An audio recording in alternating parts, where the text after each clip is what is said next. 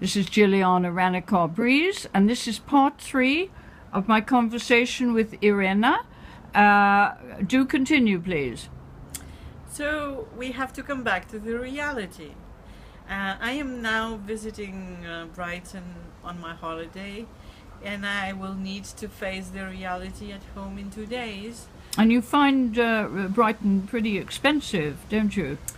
Of course, it's not cheap, although the prices in the food markets and food shops are absolutely identical to the Lithuanian ones. Right. But So the bitter thing is that the difference in salaries right. makes it impossible. But I understood that when Lithuania got the euro, that the prices just went up. They shot up. They needed to go up because of the how do you say that?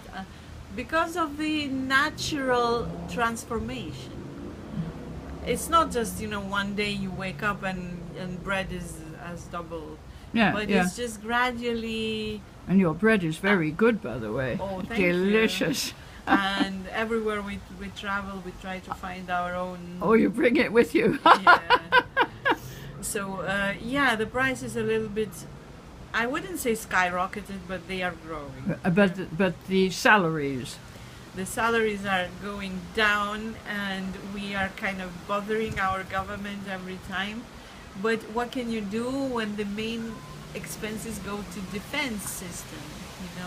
As I understand correctly, because I studied economics as a required course in my PhD program.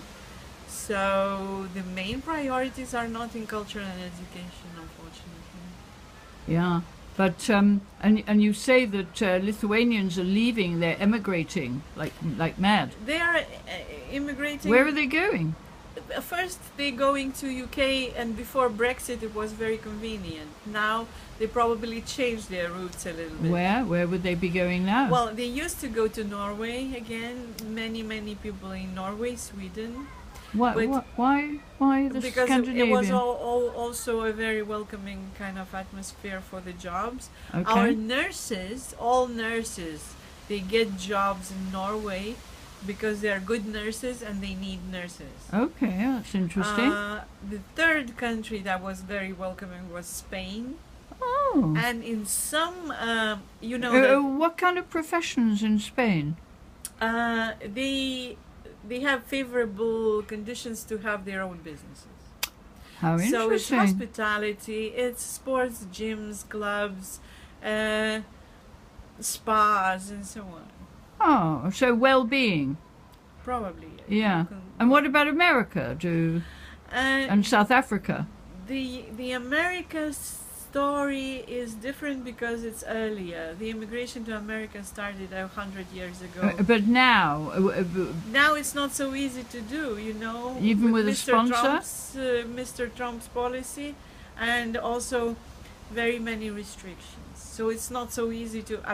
What kind of restrictions? Well, when you go to the United States, you can go there with a visa, tourist visa. So you cannot stay there longer than 3 months. Yeah. If you're staying... No, I'm talking about emigrating. There is no way to do it unless you marry or Really? you win a green card.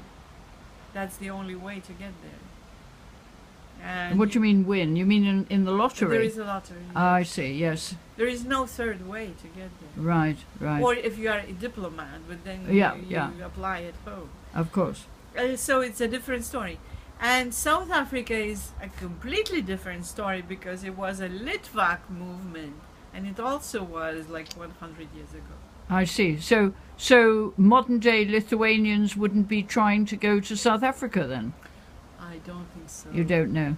I don't think so. There is no calling, and there is no reason. I know there are quite a lot of Lithuanians in England, and I've forgotten the name of the city, but they've congregated it somewhere in the middle of England. It's all completely... People argue about the city, but I have faced that Peterborough is number one. In Peterborough, you can literally walk on the street and say hello in Lithuanian. Good heavens. I wonder why they went there. Midlands? I don't know how they got there. Because while living in Lincoln, sometimes I went to Peterborough. Yeah, yeah. Only Lithuanian shops. Yeah, Lithuanians yeah. everywhere. But there is another place in the country Probably side. I don't know. No, I've forgotten. I did look it up because I was looking up Lithuanian community and church for somebody else. And there was no community or church in Brighton. The nearest one was London. And then it mentioned this other place. Didn't mention Peterborough, though. This was on Google. Yeah, and you know, I think that if the British people are afraid of Lithuanians, they shouldn't be, because they are hardworking people, basically. I'm sure they are, like the Polish people are. Yeah, because the Polish are mainly in construction, I think. And the same with Lithuanians. Ah, yes, okay. What my message is absolutely clear to the government, you know. If you don't want to lose their people, you just have to do something about them, because Lithuanians will survive everywhere. But what about Lithuania without Lithuania? Without Lithuanians, I'm quite sure that people from India or Pakistan will come in and colonize, or you'll get some other nationality, which will be quite happy. No kidding, you know. And we have Michel Houellebecq, who wrote his novel about some other cultures. The whole world population is shifting. Yes, you know, Syria and Afghanistan and who knows where else. So everyone's moving around. Probably my main message would be, hey, people there in the parliament, do something about it. Well, I think we'll end on that philosophical note. Thank you very much. Thank you. And your bon voyage. You're going merci. back in 2 days' time, and Thank you so much. I hope you enjoyed your stay here, because you were here for a month. Yeah, I did. And I'm sure you learnt a lot. Yeah. Apart from English. What was that word? Testimonial. Yeah, and I pretty well know now the local seagulls dialect. The local what? Seagulls. Oh, the Quack, quack, quack. No, those are ducks. Okay. Thank you. Bye-bye. Thanks.